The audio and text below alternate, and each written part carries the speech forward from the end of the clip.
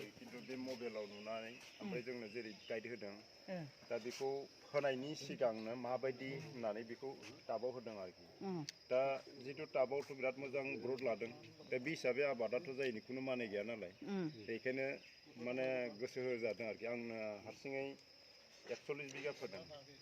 बेखौ 41 बिगा ओमफ्राय टटेल प्रजेक्टआ 500 बिगा 500 बिगायाव ओमफ्राय जोङो फार्मा प्रडिउसार कम्पानिनि आन्डाराव 69 बिगा फोदों आंनो फोजोबनाय गासैबो 108 बिगा टटेल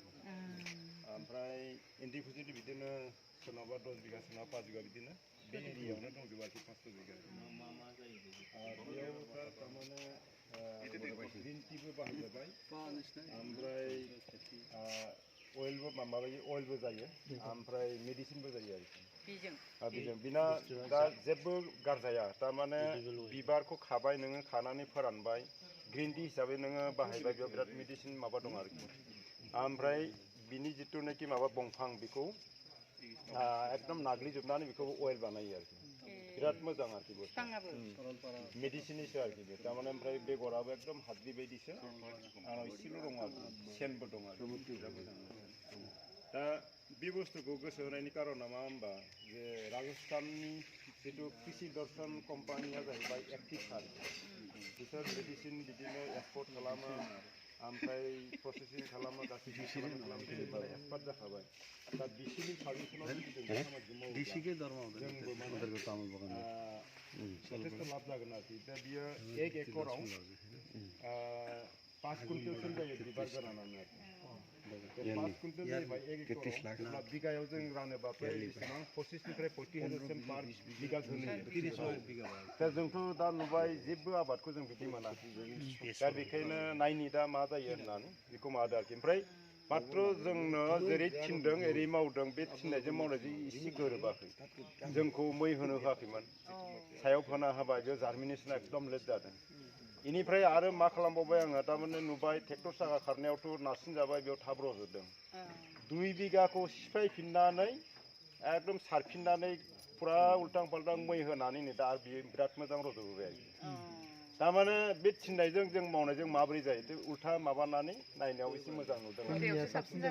जोंनिया साबसिन थारमाने बिनि थिननाया मा बेगरा ज' जागोन बिदि आरोखि दाथ'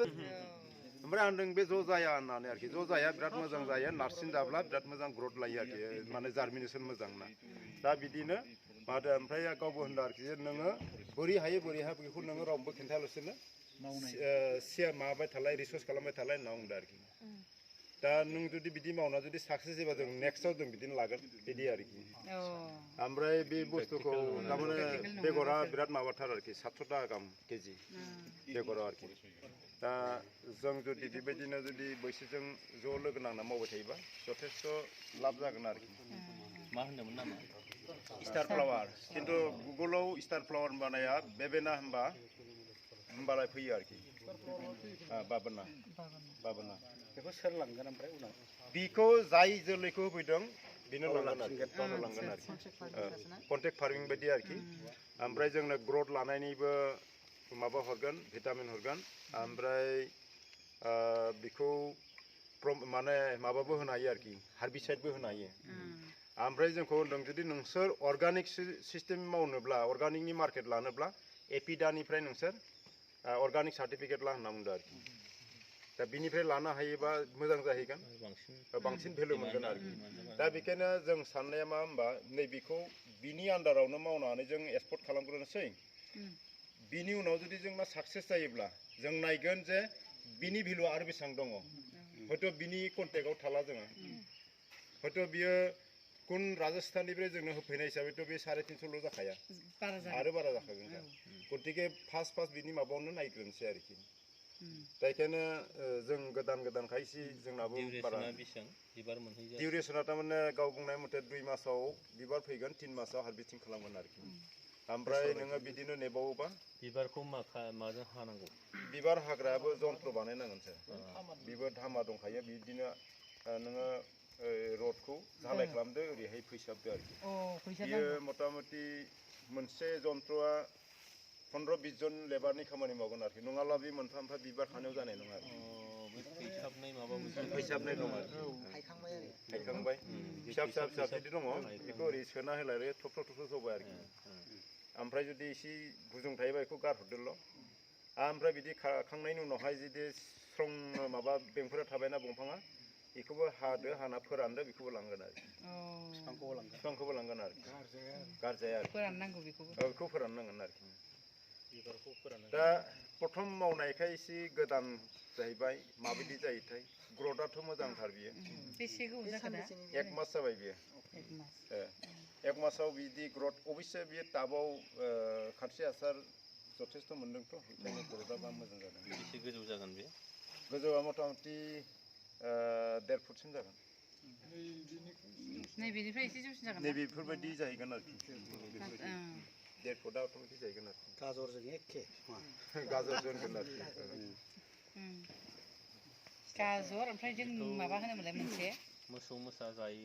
जाया सार जाया मोसौबो जाया बोरमाबो जाया बेनि थाखाय मोजां आरो माथो बिराद मोजां आबादा होमबा फैयाखै थारमाने नैबे माबानाया एसे ब्लाइट नांदों दाथ' अयथासार गुसु नालाय आं ओंखायनो दैखौ खेबसे होखांबायबा नै दा होथ'ला नैबे पुस मासआ थांथारथोंसै पुस मासआ थांबाथाय बिनि उनावनो नांथाबाय थानोसै थारमाने साक्सेस जाथारनांगौनि खोथा दंना ओजोंहाय स्प्रिंक्लारबो लागायनोसै आरो टप ड्रेसिंबो होनोसै मथथे बेखौ जाफुंथारनांगौ आरोखि जोङो 500 बिगाफोरनाव 500 बिगा मोनथाराबाबो 400 बिगा बा 350 एकदम मोनथारनांगोन आरोखि नङाबा बहुत थाखा लुजा जाहैगोन दा बेवहाय हयथ' टटेलि लस जायोबा 1 लाखसो थांगोन आरो फैमागिदे 6 लाखसो थाखा मोनगोन आरोखि बे 2.5-3 मासाव बे थिननायजों जों मावनायजों एडजास्ट जायाखिसै बेखायनो सन्देह आरो बेखौ नायनानै मा खालामबावबाय आङो बिनि गेजेर गेजेर जुखाम थारमाने बंफां टु बंफां 1 foot line to line 4 foot थारमाने बे जायाबा बेखौ मोननांगोन आरोखि बे एक्सपेरिमेन्टसो नालाय बे जिनिसा नार्सारिया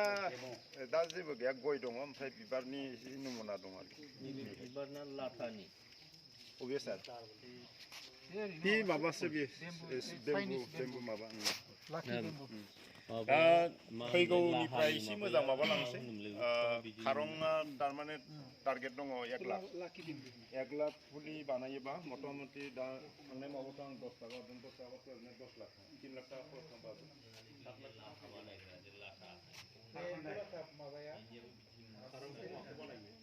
खारंआ बिलाइ बैयाव दं दालाय नङा फिथाइयाव थायो बे फिथाइखौ आं माबानोसै कालेक्ट खालामनोसै आरो बियो थोआबा दंबावलाय एसे माबा होबाय